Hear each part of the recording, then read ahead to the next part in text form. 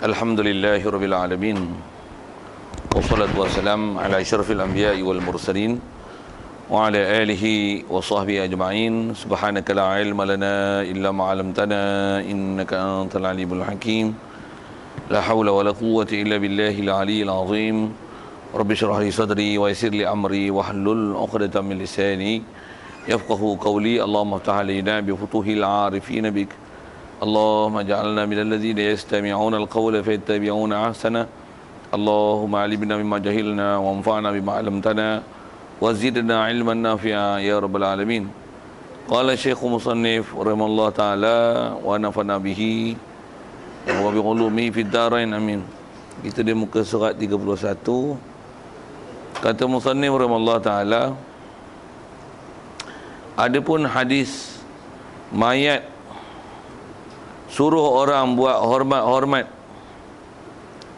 suruh buat cermat-cermat waktu mandinya kerana ia sakit bekas tercabut rohnya, dan hadis mayat menyuruh orang yang usungnya berhenti sekejap, jangan bawa segera kerana ia hendak lihat rumah tangganya dan keluarganya dahulu, maka iaitu karut sahaja, tiada sah hadis itu dan yang sebenarnya. Hadirin sekalian, pertama sekali marilah kita rasakan syukur, terima kasih kepada Allah Ta'ala. Syukur pertama sekali nikmat hidup yang masih Allah Ta'ala beri. Syukur kita yang hidup kita dapat Islam, mak ayah kita Islam, maka Islamlah kita. Lebih-lebih lagi syukur kita yang Allah Ta'ala jadikan Islam kita bukan Islam baka dan keturunan yang rata-rata orang Islam kita itulah rupa Islamnya, tapi Allah Ta'ala pilih kita dan lorongkan kita ke majlis-majlis ilmu.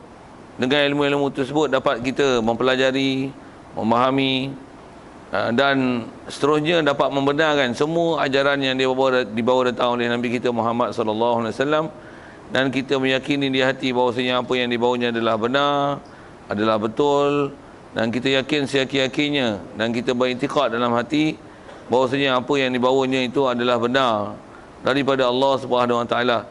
Jadi dengan kita membenarkan apa saja perkara yang dibawa datang oleh Nabi kita Muhammad sallallahu alaihi wasallam itulah dikatakan iman. Jadi syukur kita dapat nikmat hidup di atas Islam, iman. Apatah lagi syukur kita kepada Allah Taala yang dijadikan kita boleh taat patuh pada perintahnya, meninggalkan larangannya. Yang tak ramai orang yang boleh taat patuh perintah dia dan meninggalkan larangannya. Jadi syukur kita yang Allah Taala jadikan hal gitu ke kita, yang boleh taat patuh perintah dia, tinggalkan larangan, itulah dikatakan takwa. Syukur Allah Ta'ala jadikan kita Islam, iman dan taqwa. Syukur juga sihat, lapar masa. Dan begitu juga ramai orang duk sibuk. Dan ada orang yang walaupun sihat tak boleh datang ke masjid surau lapar masa. Ada juga yang boleh datang ke masjid untuk sembahyang, tapi bila nak mengaji dia lari. Ada juga. Jadi Allah Ta'ala pilih kita semua tu. Dia bagi kita nikmat yang macam-macam tu. Dan dengan itu kita boleh tunggu juga, boleh hadir juga ke masjid dengan semayangnya dan melapangkan masa untuk mendengar sedikit pembicaraan ilmu daripada kitab yang kita baca ni, kitab Paku Iman, insya-Allah. Kita di muka surat 31 masih bicara dalam bab mayat. Yang kita bicara bab mayat ni adalah asasnya bicara tentang bab hari akhirat. Jadi antara beriman dengan hari akhirat, hari kiamat itu percaya dalam bab mati. Dan cara percaya bab mati itu ialah percaya dengan perkara-perkara yang berkaitan dalam bab mayat. Antaranya soal mungkar nakir, adanya azab, ada nikmat dalam kubur. Jadi kalau ikut kita masih bicara dalam bab mayat itu.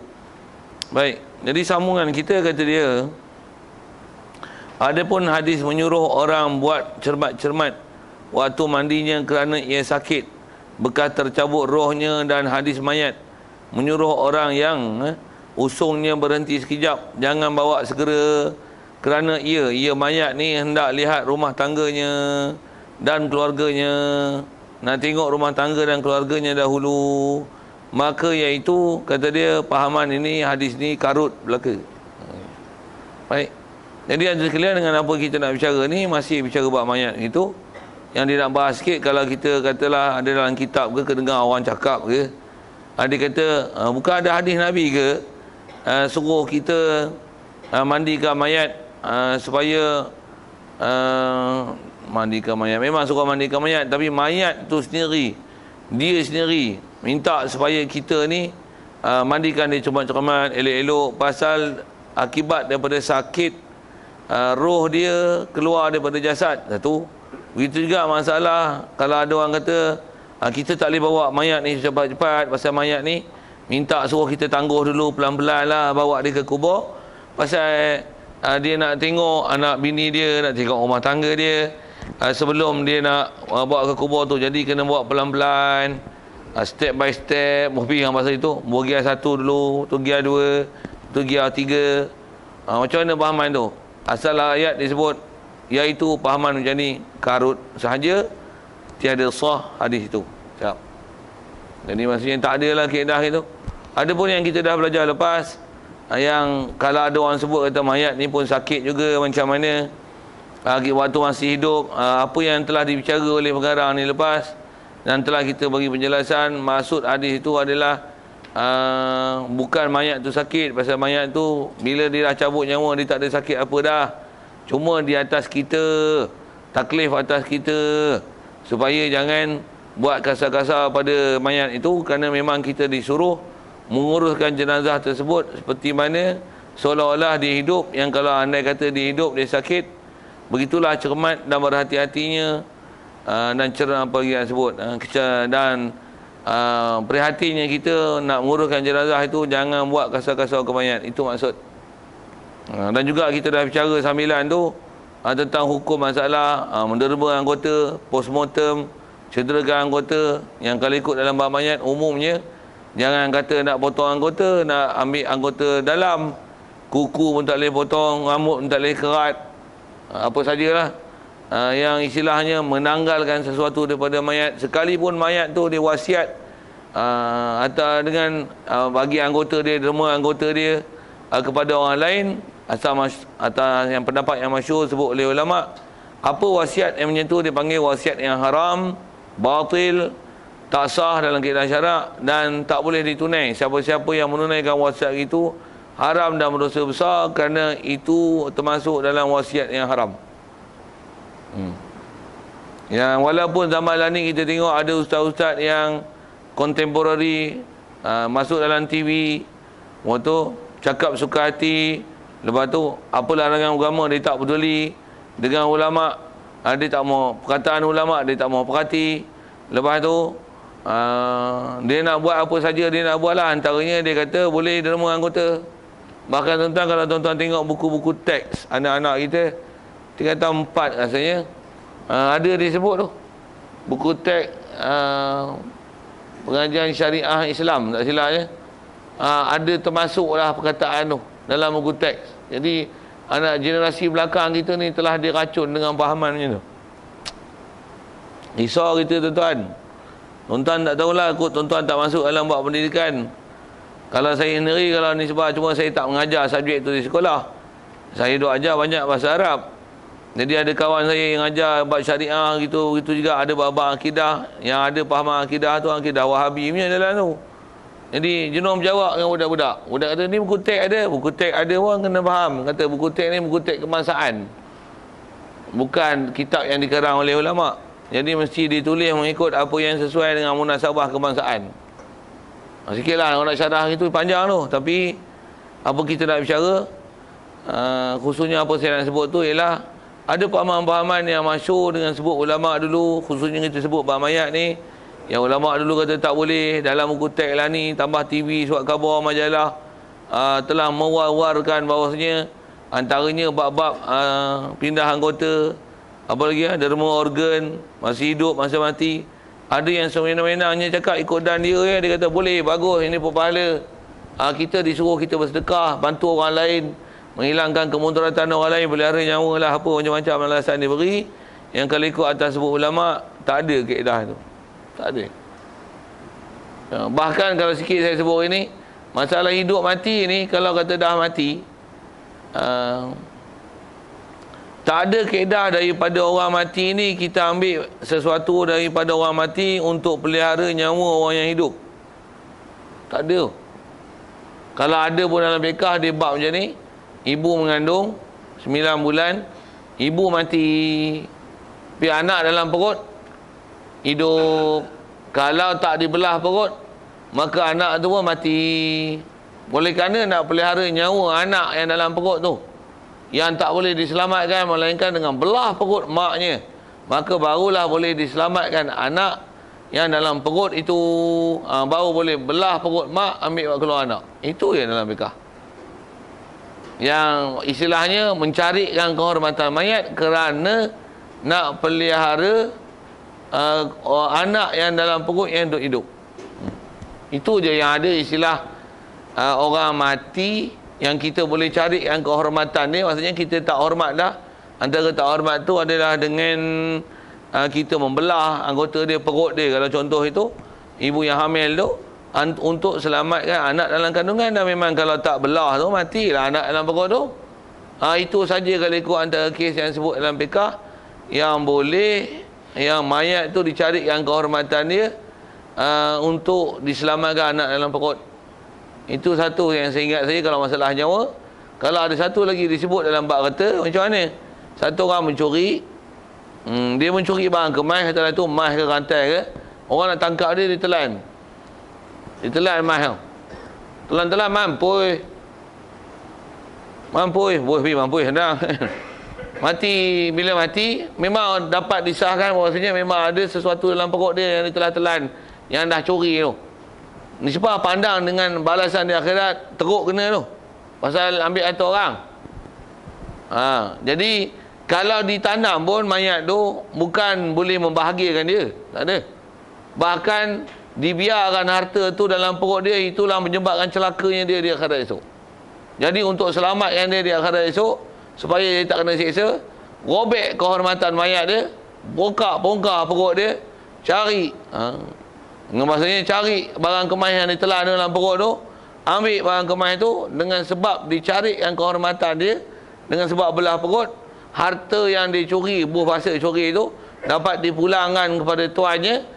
Dengan sebab tu tak didakwa di akhirat esok di atas kes curi, pasal hartanya tu telah dipulangkan kepada pemilik.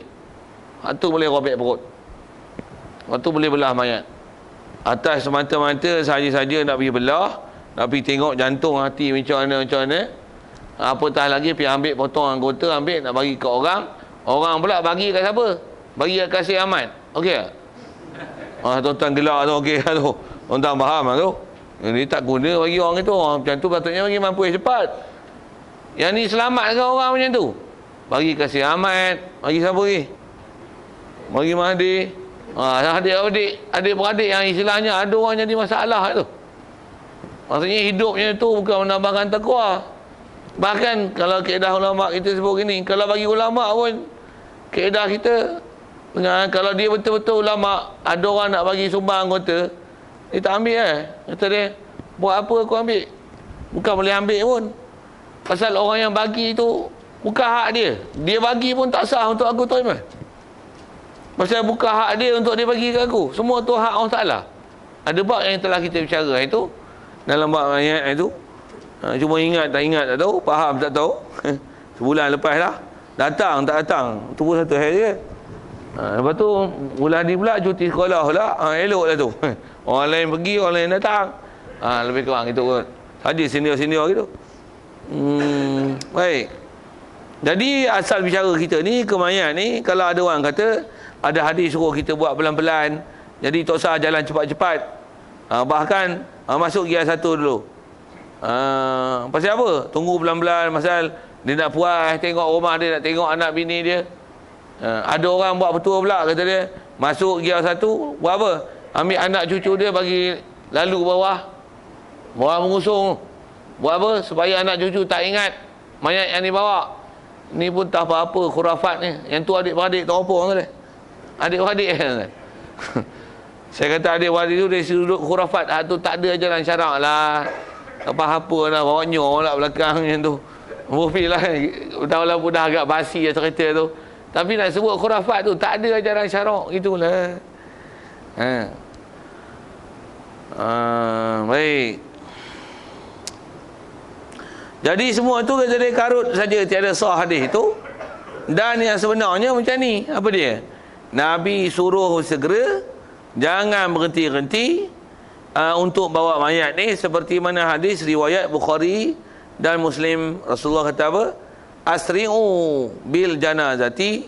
Terjemahnya, hendaklah kamu bersegera dengan bawa jenazah. Jadi maksudnya bawa jenazah buat apa? Cepat-cepat. Apa? Jadi kalau sikit syarah tu, kenapa Rasulullah suruh bawa cepat-cepat? Kalau dia jahat, tak jadi beban nanti kita beli orang jahat. Boleh masa itu. Kalau dia baik, kita dah cepatkan dia, dudukkan dia tempat yang baik. Selesai. Satu orang mati ni cepat-cepatlah selesai kan. Kalau sikit kita imbas balik satu masa dulu tuan. Satu masa dulu kita Malaysia ni antara bala yang ada, pembesar bila mati simpan sampai seminggu. Simpan tu maksudnya bukan simpan dalam kubur. Taruh ni. Bagi daripada mereka datang melawat, Britain datang melawat, Jepun datang melawat, bagi penghormatan terakhir. Apa ni? Ingat Mak Saleh ke apa? Kita Islam mana ada ajar gitu? Tak ada istilah penghormatan terakhir macam tu lah. Apa kaedah kita? Mati buat macam mana? Cepat-cepat segerakan mayat tu. Tu yang kata, kalau dia baik, dapat balasan baik cepat. Kalau lambat, kita kalau dia jahat, taklah kita dagung beban beli orang jahat. Bahasa itu mudah. Satu, cepat-cepat uruskan mayat. Kalau kita halusi bab fiqah tu lagi panjang bicara ulama tu. Buat misal, katalah kita orang Seri Manjung, tengok-tengok pergi jalan musim cuti, meninggal dekat Johor Bahru. Kat mana? Johor Bahru. Meninggal kat sana, accident. Soal, bawa balik Manjung tak? Kalau ikut kaedah tak payah. Dah selesai masuk hospital sana, tambah pula dah dimandi, dah dikapalkan, buat apa? Mana kampung terdekat ada ke bumi je. Pasal apa? Segera kan ke bumi mayat tu. Bawa apa boleh? Buat apa boleh hidup balik? Tujuan apa bawa balik ni? Nak ke bumi sini? Apa manfaatnya ke bumi kat Seri Manjung dengan kat Johor? Johor tu pasal negeri UMNO. Oh ya Allah, awak sebut kat tu lah. Pasal Bofi lah pasal tu lah. Perak ni pasal pernah ada pakatan pemerintah kan? Macam tu. Ni mana ada? Tak ada kaedah itu. Untuk apa kaedahnya? Bumi lah sana, apa masalah? Pasal sama je nisbah ke bumi tu. Ke bumi kat Johor Bahru ke, dekat Seri Manjung ke, serupa je. Serupa je. Cuma itulah, kita ni kadang-kadang ada terbawa satu perangai kita, gaduh nak tengok mayat, nak cium mayat. Masih hidup tak gaduh tengok pun. Ni kalau macam kita ni lah, kalau sebut tak sebut orang lain, saya sebut ke saya lah. Ni masa kalau saya ni masih hidup ni, kadang ngajar pun kawan kerabat bukan nak dengar sangat. Bukan nak dengar kan. Alah ni memukul orang kata dia gentam tak sudah-sudah. Mati baru nak cium. Alah tak payah cium aku tak ada. Bofi entah begitu. Masih hidup tak mau dengar nasihat. Dah mati je nak cium. Cium apa tu? Berlakon munafik ke apa ni? Buhaya gitu kalau nak kira elok, kira masih hidup tu. Dah mati kalau ikut orang yang dah mati dah selesai dapat balasan. Yang hidup pula kena fikir pula, apalah nak buat. Ni orang dah mati lah, yang ngajar dia tak boleh ngajar. Apa seumpama tu, kalau kata jahat dengan sebab dia mati, kejahatan dia dah tak kena kat kita. Yang tu kuat mujar tu kalau ni sebab orang jahat. Kalau orang baik, mati dia tak ada lah kita nak mengaji dengan dia, tak boleh nak tuntut ilmu dengan dia. Kita akan jadi rugi gitu. Macam ada pun saya nak sebutnya. Jadi manfaat besarnya bukan masalah tak kucuk-kucuk mayat tu. Kucuk pun buat apa? Atas kata kita nak beri penghormatan terakhir. Apa hormatnya? Tak kucuk tu hormat. Untuk duduk tafakur depan mayat tu hormat. Bukan juga. Kalau betul-betul kasih, doa ke dia. Itulah kasih. Kalau katalah kita dengar seorang ulama meninggal, baru ni pun ada salah seorang ulama yang Maulana apa nama tak apa ingat ni, dekat India tu, salah seorang ulama besar dalam bab dakwah ni lah. Allahumma salli ala sayyidina Muhammad.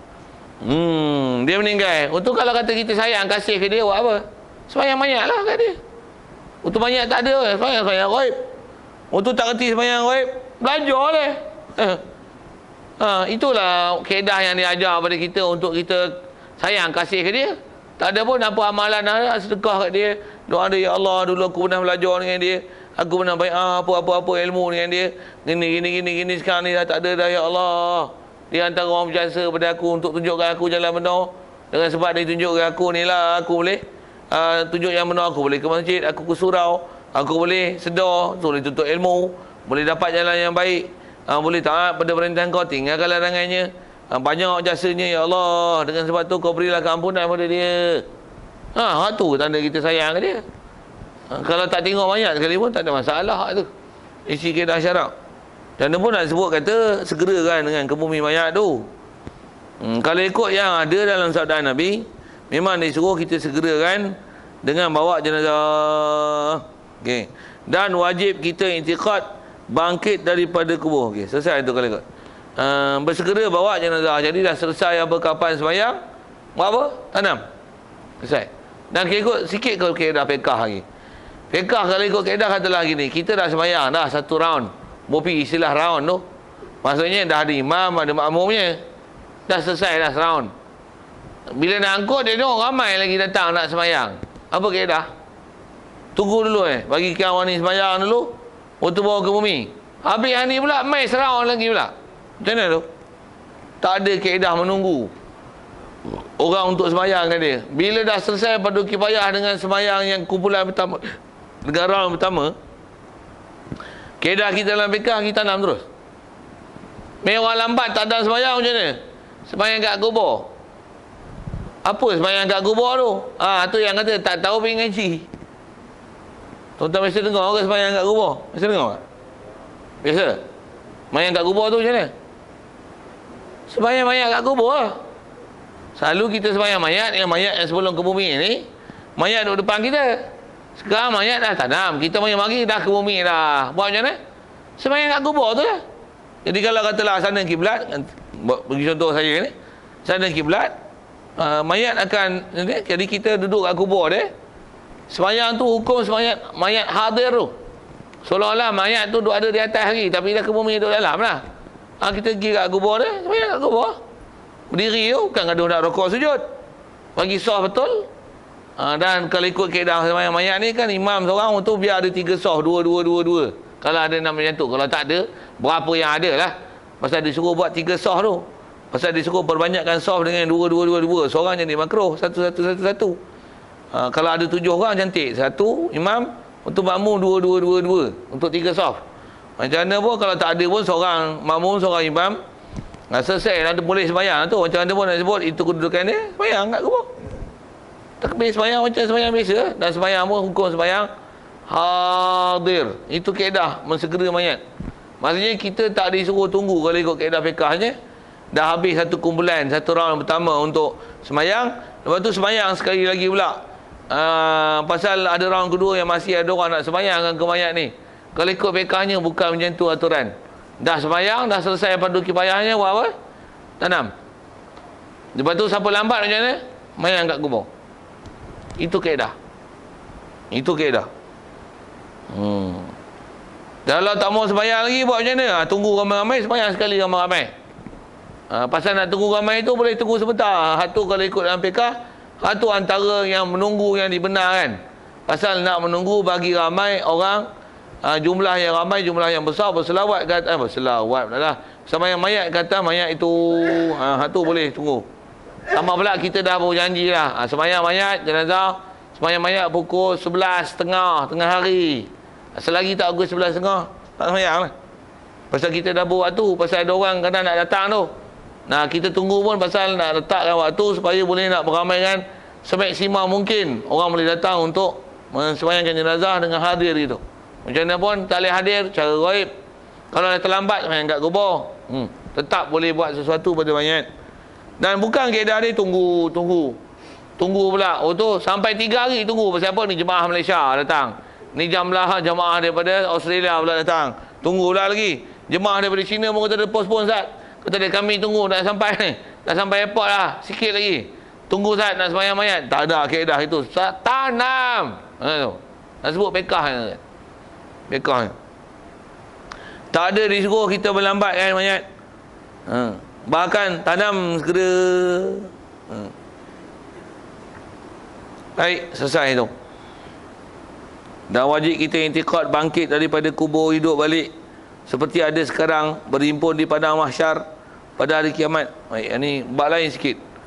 Ada soal gantung tentang mayat tu, segerakan mayat. Apa seumpama tu? Ada soal? Ada? Ya.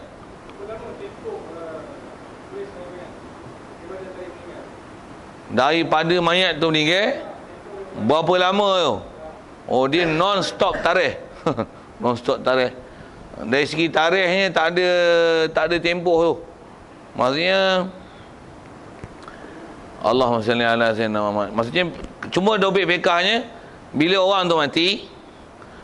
Oh, jika ada seseorang nak sembahyang mayatkan jenazah ni, sama ada hadir ataupun ghaib, syarat dia mestilah mayat tu telah dimandi. Itu satu hal. Cuma sampai bila ni? Sampai bila? Sampai dia ada umur nak sembahyang ke kawan tu. Cuma kalau dia hadir, katalah dia duduk Seri Manjung, ke bumi Seri Manjung, dia tak boleh lah sembahyang ghaib, pasal boleh datang. Maksudnya tak boleh sembahyang ghaib. Kalau tak sembahyang masa waktu sembahyang tu, sembahyang kat kubur. Cuma atas dobit bekah, kalau nak sembahyang ke kubur ni apa syarat? Syarat nak pergi sembahyang kubur mesti pada masa mayat tu mati, orang yang nak sembahyang mayat kepada mayat yang dah ada ke bumi tu, istilah sembahyang kubur tu, mestilah masa kawan tu mati, orang yang nak sembahyang ke dia ni ialah ahli solat, ahli solah. Ahli solat maksudnya orang yang memang boleh buat sembahyang. Maksudnya dia adalah kalau tak balik pun dia bukan kanak-kanak yang belum memayis. Maksudnya dia dah memayis, kalau sebut dengan bahasa itu, apatah lagi balik, itu berakal, tak ada haid ataupun nifas, dan dia dah wujud di dunia. Dan itu sepatutnya sebut awal, tapi tinggal belakang. Jadi dia mesti wujud dah di dunia. Lepas tu memayis kurang-kurangnya, apatah lagi balik, ada akal, dan tak ada haid dan nifas. Kalau masa kawan tu mati, dia termasuk orang yang ada kriteria itu, sah untuk dia pergi kubur sembahyang mayat hadir. Kalau kat kubur sembahyang mayat hadir lah. Boleh sembahyang kat kubur tu, boleh. Sampai bila? Kalau syarat tu ada, pergi sembahyang. Katalah kita buat misalnya ni, kalau saya bagi contoh ni, ada seorang ulama dalam bab dakwah meninggal di India sana. Kita pun satu hari pergi India, pergi tengok syekh ni, tengok yang meninggal tu, dia meninggal tarikh tu, memang masa tu kita pun tahu nama dia, dan kita tak sembahyang ghaib lagi kat dia, boleh sembahyang kat kubur dia. Cuma tengok masa tu kita ada lagi, adakah ada istilahnya memayis, ada akal tak ada akal. Kalau nisbah orang perempuan ada haid nifas tak? Kalau kata tak ada halangan tu, sah untuk pergi sembahyang kat kubur, walaupun dia telah meninggal 10 tahun. Tapi pastikan masa 10 tahun tu, masa tu kita dah ada. Itu kot dari segi nisbah waktu tu. Jadi berapa lama selang waktu, tak ada, selagi syarat tu cukup, dah ada pada kita. Cuma atas kita lah nak sembahyang atau tak sembahyang kepada mayat tersebut. Kalau ke kubur nama hadir, kalau tak ke kubur tu istilahnya ghaib. Yang ghaib. Dan ghaib ni sampai bila?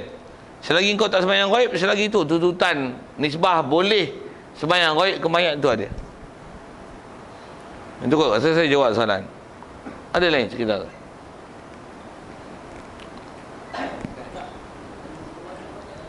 Kuat sikit. Ayah dia meninggal, tunggu anak dia balik. Itu ya, kalau tunggu anak ni, kalau anak tu memang waris, dia yang nak bagi mandi, dia nak sembahyang kan. Kalau anak dia yang macam tu, tunggu. Pasal memang aulanya anak tu, dan dia istilahnya wali besar kepada bapak dia. Dan pula boleh tunggu ni selama-lama, istilahnya pada huruf tak dikatakan lama menunggu. Kalau kata anak dia mereka ke apa kan, susah nak patah balik tu, istilahnya jangan lama menunggu. Kalau lama, kalau ikut, ada pula anak yang lain yang masih statusnya anak untuk menguruskan ayah dia ni. Jadi anak yang lambat ada masalah visa ke apa, tak boleh cop pasport kapal terbang, tunda ke pasal 370 tak jumpa lagi, tak boleh, kena postpone, kena delay penerbangan, katalah gitu lah. Dengan sebab tu tertangguh. Jadi ayah dia nanti lambat dia ke bumi kan, tak ada aula tunggu anak tu, ke bumi je. Kalau tunggu pun bukan boleh buat apa.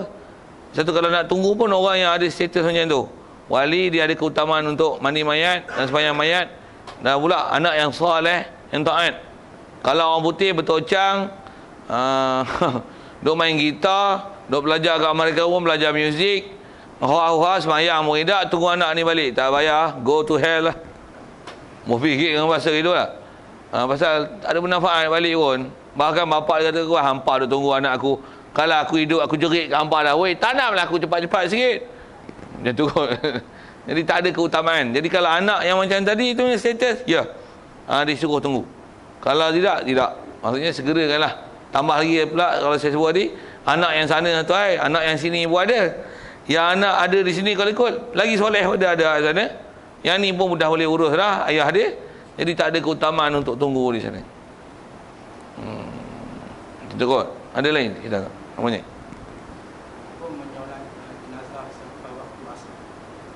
Hukum sembahyangkan mayat selepas waktu asar.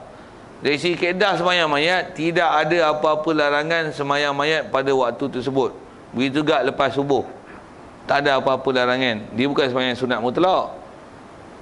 Orang Melayu ni bila ngaji tak cukup skill ni jadi bodoh ni. Yang tak boleh sembahyang asar, lepas sembahyang asar ni sembahyang sunat mutlak. Tahiyatul masjid boleh sembahyang, kalau jadi gerhana boleh sembahyang, sunat wuduk boleh sembahyang, tak ada masalah. Sembahyang jenazah lagilah boleh pasal fardu kifayah. Jadi kalau nak kebumikan lepas asar, sembahyang lepas asar lah, sembahyang jenazah boleh, tak ada masalah. Sembahyang lepas subuh boleh, lepas sembahyang subuh nak kebumikan cepat, dah mandi apa semua, sebelum terbit matahari sembahyang mayat boleh, tak ada masalah. Jadi istilahnya tak ada larangan untuk sembahyang jenazah pada waktu lepas asar, lepas subuh. Tiada apa-apa larangan. Tak ada masalah itu. Saya jawab soalan. Lain kalau ada. Kita ni selalu antara kelang kabut, selalu bab-bab ni bila hukum fiqah tak erti. Itu masalah. Tertanya-tanya. Nak tanya tak tanya. Kadang-kadang ada soalan pun masa tu baru timbul soalan. Lepas tu biar je basi lah. Waktu nak tanya soalan masa mengaji dah tak tanya. Jadi esok baru kelang kabut tanya pula. Tu kat kita. Satu kadang-kadang kita mengaji ni dicuai sikit. Ngaji pula kitab tak ada, main dengar freehold kan. Relax. Mesti main dengar catatan apa pun tak ada. Semua simpan dalam kepala. Masuk sini betul-betul terbenam, simpan dalam kepala, satu pun tak tinggal. Oh, dahsyat dia orang ni mengaji, pakar tu. Itu pelik tu yang tak tahu. Ada lagi kita tu. Ya. Yeah.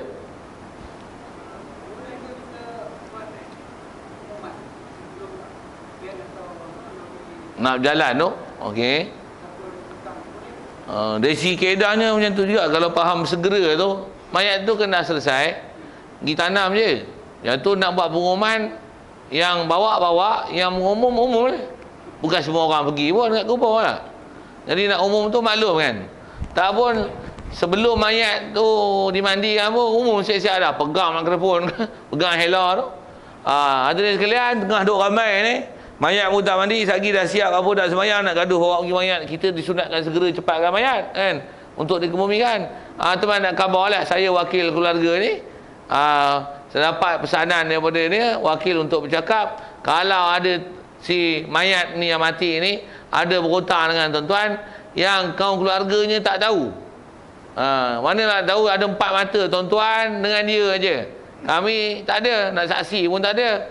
Kalau tuan-tuan tak boleh halalkan, tuntutlah kepada waris yang ada. Pasal itulah kaedah nak selamatkan dia. Pasal selagi dia tak selesaikan hutang tu, tambah pula hutang tu diketahui tak dibayar, susah mayat tu. Itu je kaedah kita nak boleh menolong. Sekian dimaklumkan. Udahlah. Macam tu kot dari sisi sebab semua. Dari sisi macam tu boleh. Tapi cuma kalau kata mayat tu dah nak digusung lah, tangguh lah ni. Tunggu sekejap. Pasal apa? Nak bagi announcement. Attention please. Sampai menangis-menangis dulu. Jenazah ni orang yang berjasa pada kita. Menangis dulu. Nah, bercakap kat setengah jam. Itu baru bercakap cerita tentang mayat. Untuk mayat, orang ngusung pun lenguh tangan lah. Katalah gitu. Untuk bawa khabar, ada hutang kalau minta lah. Antaranya waris untuk saya, katanya. Apa kaedah kan? Tak ada kaedah tu. Maksudnya cepatlah mayat tu. Nak buat announcement pun, tu istilahnya jangan sampai delay kan perjalanan mayat tu untuk ke kubur. Itu kaedah ni. Satu, rasa hari tu kita ada bicara tak? ada gear 1, gear 2 kan. Nak jalan je Al-Fatihah. Haram itu tidak lah, tapi istilahnya tu melambat kan tu. Kalau nak pun Al-Fatihah sambil berjalan. Al-Fatihah 2 kali. Jalan Al-Fatihah lagi. Tu Al-Ikhlas. Sekali tu. Boleh sambil berjalan tu. Boleh. Lagi Al-Baqarah. Tu. Boleh. Yasin, bakar uji Yasin. Jadi boleh baca Quran sambil ngusung mayat. Boleh. Kau hafal tak hafal lah. Maksudnya cuma istilahnya tak disuruh. Delay, tunggu bagi habis baca dulu baru ngusung yang kubur. Itu istilah melambat. Itu tak haram mutlak tu tidak, tapi maksudnya kita tak membuat perkara yang dia prioritinya lebih besar, aulawiyat dia tu. Keutamaan kalau ikut segerakan mayat. Jadi masalah berucap pun sampai tu jelah. Jadi kalau berucap sampai menangguhkan, melambatkan hantar mayat ke kubur, itu tak disuruh. Bahkan tengok kalau sebut ni, antara berucap dengan sembahyang mayat di mana? Tengok elok lagi. Baik sembahyang mayat ni tak? Tunggu satu geruk ni lambat. Baik tunggu satu, ada orang doa, Allahumma filahu warhamhu. Dekat berucap, apa? Walaupun ada masalah hutang apa situ, tapi kalau ikut bukan kaedah dia, tahan mayat. Tak. Jalan mayat tu. Yang bercakap. Yang mana yang tuan-tuan nanti yang pergi kubur tak dengar, tolong sampai pada orang di kubur, kami dah maklum yang gini. Orang yang nak dituntut ni waris dia. Ketua dia orang ni. Sebut kan tu. Kalau tak diucap gitu pun, zamanan ni ada. Siapa ada WhatsApp tu, WhatsApp semua. Kalau tak ada pun, bagilah buat apa, banner ke apa besar-besar depan rumah mayat tu. Siapa ada yang berhutang dengan mayat, tuntut pada waris, sekian nombor, sekian handset, sekian WhatsApp, sekian Facebook. Tu. Twitter tani, alamat semua ada. Tak apa, tengok website www.com apa je tu. Kemudahan yang ada untuk menyelesaikan tu. Cuma jangan delay kat mayat ke kubur. Itu kot, saya jawab soalan. Ada lain?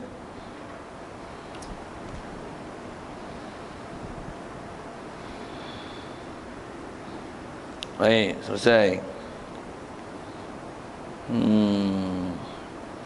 Dan wajib kita i'tiqad bangkit daripada kubur. Baik. Ini kita nak masuk bab mati dah selesai. Yang ni nak faham perkara i'tiqad bangkit daripada kubur lah. Dan wajib kita i'tiqad bangkit daripada kubur. Istilah bangkit daripada kubur ni apa? Hidup balik. Hidup balik macam mana? Seperti ada sekarang tu mana? Maksudnya hidup balik macam ada sekarang ni, dengan mana hidup balik dengan Allah Ta'ala kembalikan roh ke jasad. Itu maksud hidup itu. Tapi tak adalah bumi macam kita ni dah. Tak adalah. Pasal bumi hancur dah. Langit pun hancur dah. Yang tinggal esok pasal yang antara tak hancur, arash, kursi itu tak hancur.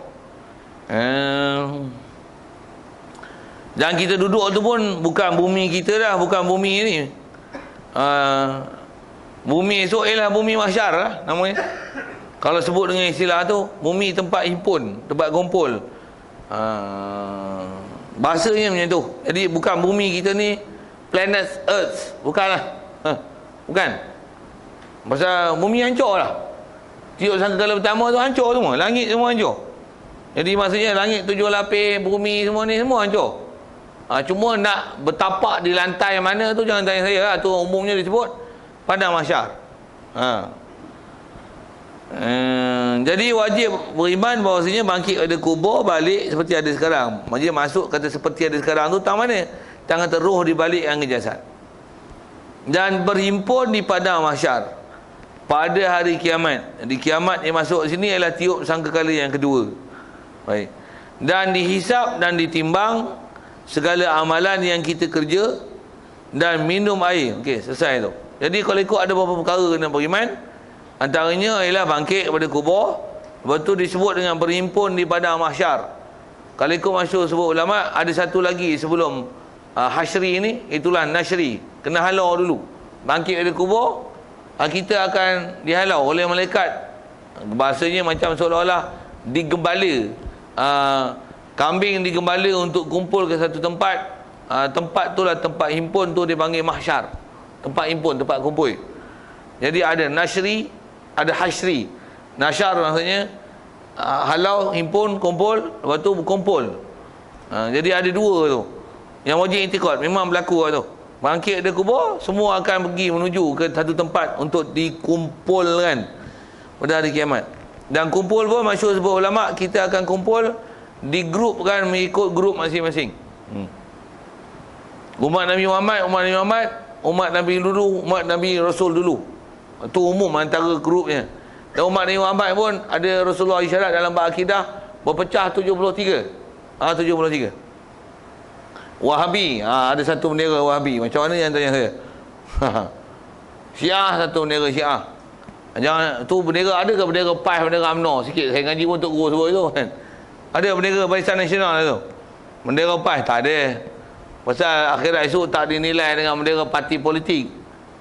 Cuma dia akan disilah macam mana pun, setiap kumpulan dia ada bendera dia. Dan nama dia pun tertulis siap. Kalau masuk kumpulan lain, tengok cek nama. Setiap nama dia akan tertulis. Jadi semaklah daftar pemilihan dah. Sikit bahasa pemilih dah. Semak. Memang akhirat esok kita akan tengok tu. Dan setiap malaikat akan jaga, hanya orang yang duduk dalam kumpulan itu je akan duduk dalam kumpulan itu. Tak ada orang lain. Lajak-lajak bahasa ni kena tersebut gitu. Sorry. Apa lagi nak sebut? Nisbah manusia memang kalau boleh dia nak cari hak mana, hak bendera best hilang cahaya, tu nak cari hak elok Tapi memang tak akan ada. Setiap manusia ada malaikat yang dia akan jaga. Memang setiap orang dia akan masuk dalam kumpulan masing-masing. Yang ni geng tak semayang, masuk tak semayang. Ini geng sikit bid'ah, masuk satu geng. Yang ni sampai sikit muta'ah, ni satu geng. Masuk ada geng ke? Masing-masing ada geng tu. Yang ni geng pergi masjid, yang ni tak mau masjid. Semua masing-masing ikut geng. Cuma berapa grup dengan pasti itu wallahualam. Tapi setiap umat nisbah umum ikut Nabi masing-masing. Dan dalam kumpulan dia tu akan dipecahkan mengikut kumpulan masing-masing. Kalau saya ngaji dulu tutur dia sebut, kata dia Mika pernah tengok lah, kata dia, orang buat sukan, dia bubuh pegang pacak tu, ni Malaysia, ni Indonesia, ni Pakistan pakaian macam ni, Malaysia pakaian macam ni, masing-masing ada bawa bawang tanda tu. Macam tu lah lebih kurang rupanya pada masyar katanya. Nisbah dia nak gambarkan, ada kumpulan, ada grup, dan setiap kumpulan akan ikut siapa pemegang bendera dia. Memang tak lari. Memang setiap orang akan cari kumpulan dia. Dan takkan silap pasal nama dah tercatat siap. Satu pastikan kita duduk kumpulan yang sepatutnya kita berada. Sikit kalau kata dia orang buat Maulid Rasul sampai himpun juta-juta tu, bagus tak? Selawat atas Nabi bagus tak? Bukan bid'ah ke selawat atas Nabi? Nabi suruh ke suruh buat malam Maulid Rasul? Dia tak ada lah suruh buat malam Maulid Rasul. Tapi bagus tak berselawat atas Nabi? Bagus, biarlah berselawat. Ya orang duk buat sampai konsert gila babi sampai mampuih tu, tak kata apa pun. Tak bubuh pun bid'ah. Bila selawat bid'ah ahli neraka kata. Lah, ada juga buat tu. Ni perlu tak sengit ni ada kan. Macam mana pun nak sebut tu lah. Kita letakkan, kalau nisbah kita punya pahaman tu betul-betul yang kena semak mengikut kaedah ahli sunnah wal jamaah. Mudah-mudahan kita dihimpunkan di bawah bendera ahli sunnah wal jamaah tu.